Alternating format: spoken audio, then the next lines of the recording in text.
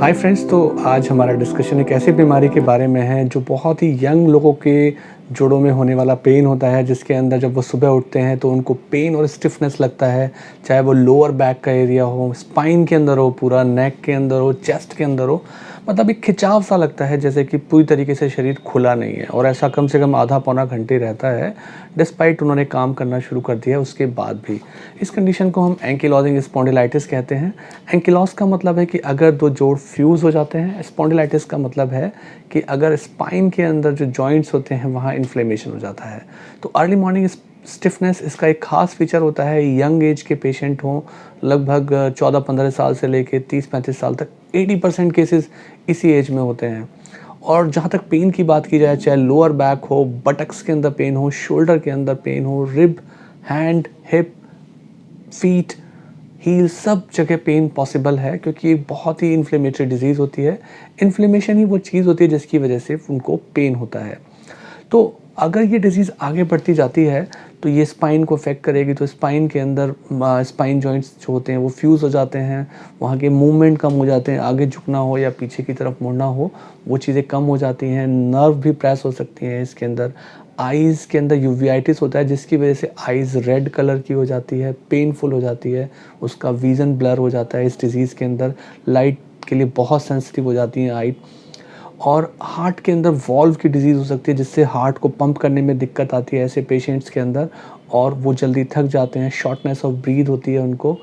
उनके अलावा कुछ केसेस के अंदर कैंसर होने का प्रिडिलेक्शन भी होता है, जैसे बोन या प्रोस्टेट के कैंसर होने के चांसेस होते हैं, although it is not very common. Genetics का एक बहुत इंपॉर्टेंट रोल है, जैसे कि एक जीन होता है HLA-B27, तो उनके अंदर ये होने की टेंडेंसी बहुत ज़्यादा होती है। रिस्क फैक्टर की बात करें तो मेल के अंदर बहुत ज़्यादा चांसेस होते हैं इस डिज़ीज़ के होने के, और मैक्सिमम केसेस में मेल्स के अंदर ये डिज़ीज़ दिखती है। ज़्यादातर जो एज ग्रुप होती है वो टीन एज से लेके यंग एज के अंदर कंडीशन होती है। अगर हम डायग्नोसिस की बात करें, कैसे पता लगाएं कि ये कंडीशन है, तो उसके अंदर हम एक तो सिम्टम्स देखते हैं जो मैंने अभी सारे आपको बताए हैं कि अर्ली मॉर्निंग स्टिफनेस, कौन कौन से जोड़ होते हैं, स्टिफनेस होती है, ब्रीदिंग में डिफ़िकल्टी होती है। फिज़िकली एग्जामिन होकर उनके जोड़ के अंदर फ्लेक्सिबिलिटी को चेक किया जाता है अलग अलग टेस्ट से। उसके अलावा ब्लड के टेस्ट में HLA-B27 को देखा जाता है। एक्सरे के अंदर, MRI के अंदर हम बोन का फ्यूज़न देख लेते हैं जो इस डिज़ीज़ के अंदर होता है। सैक्रोइलियक जॉइंट एक लोअर बैक में एक एरिया होता है, वहाँ डिज़ीज़ काफ़ी अर्ली स्टेजेस में आती है, क्योंकि इस डिज़ीज़ का भी एक पैटर्न होता है। कुछ लोगों में डिज़ीज़ बैक से लेके ऊपर नेक की तरफ जाती है, और कुछ लोगों में ये डिज़ीज़ जो है नेक से लेके बैक की तरफ आती है। तो अब अगर इस डिज़ीज़ के ट्रीटमेंट की बात की जाए, देखिए ट्रीटेबल ये कंडीशन नहीं होती है, it's a progressive genetic condition, but इसके प्रोग्रेशन को डिले किया जा सकता है मेडिसिन से, एक्सरसाइज से और लाइफस्टाइल से। इस डिज़ीज़ को आप माइल्ड कर सकते हैं और आप एक बेहतर ज़िंदगी की आप तरफ बढ़ सकते हैं।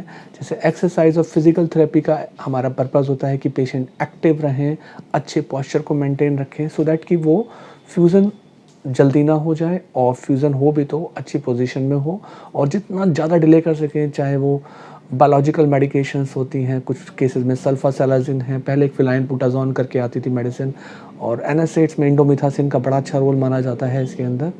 पर मेन स्टे आखिर में जाके लाइफ स्टाइल ही आता है। जो बायोलॉजिकल मेडिकेशन की बात थी कि वो बायोलॉजिकल मेडिकेशंस वो हैं जो इन्फ्लेमेशन की प्रोसेस जिसमें ये डिज़ीज़ बढ़ती है उस प्रोसेस को डिले कर देती हैं। तो ये बायोलॉजिकल का एक पूरा अलग सेक्शन है, किसी और वीडियो में डिटेल में आपको इसके बारे में जानकारी देंगे।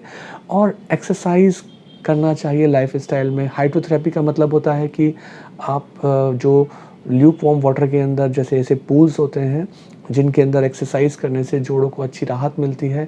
अच्छा वेट मेंटेन करना चाहिए। अगर ऐसे लोगों का वेट ज़्यादा है तो उनको बहुत प्रॉब्लम होती है, इसलिए ऐसे पेशेंट जितना कम से कम वेट मेंटेन करें उतना अच्छा है। ओमेगा 3 फैटी एसिड्स वाली चीज़ों को ज़्यादा खाएं, स्मोकिंग ना करें, स्ट्रेस में ना रहें, योगा करें, हीट थेरेपी करें। तो this is all about ankylosing spondylitis. It's a brief overview. Disease बहुत वास्ट है, अगर डिटेल में जाएंगे it may be too much.